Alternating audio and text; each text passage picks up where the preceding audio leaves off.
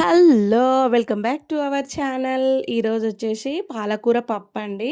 నేను నా వీడియోలో పాలకూర పప్పు కూడా చేశాను నా ఛానల్‌లో. కానీ, ఈ ప్రాసెస్‌లో పప్పును ఒక్కసారి చేసుకుంటే చాలా బావుంటుందండి.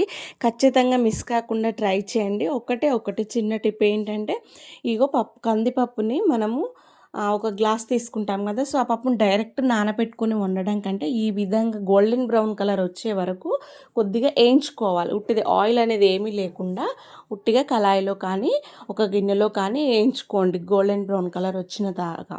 ఈ విధంగా ఫ్రై చేసుకున్నాక ఒక 3 అవర్స్ పాటు ఒక 1 అవర్ పాటు నానబెట్టి పెట్టుకోండి. 1 అవర్ తర్వాత ఈ విధంగా పప్పంతా కూడా నానిపోయి ఉంటుంది. అప్పుడు కొద్దిగా పాలకూర, టమాటా, పచ్చిమిర్చి కట్ చేసి కుక్కర్‌లో వేసుకున్నానన్నమాట.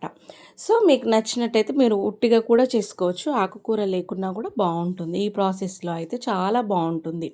సో, కొద్దిగా పసుపు, సాల్ట్ యాడ్ చేసుకోండి. కొద్దిగా చింతపండు కూడా వేసుకొని ఒక 3 విజిల్స్ వరకు మీడియం ఫ్లేమ్‌లో ఉంచి పెట్టేసుకుంటే పప్పు మెత్తగా ఉడికిపోతుందండి. చూడండి ఈ ప్రాసెస్‌లో చాలా చక్కగా ఉడికిపోయి ఉంటుంది కదా! సో, ఇప్పుడు కొద్దిగా స్మాషర్ తోటి పప్పుని స్మాష్ చేసుకొని, కొద్దిగా వాటర్ యాడ్ చేసుకొని పోపు పెట్టేసుకుందాం.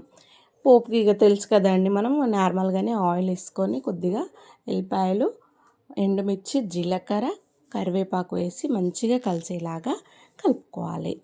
కొద్దిగా పసుపు కూడా యాడ్ చేసుకోండి. అంతే, ఎంతో చక్కగా ఉండే పప్పు రెడీ. ఖచ్చితంగా ఈ ప్రాసెస్‌లో మిస్ కాకుండా ట్రై చేయండి. దానికంటే ముందు సబ్స్క్రైబ్ టు మై ఛానల్.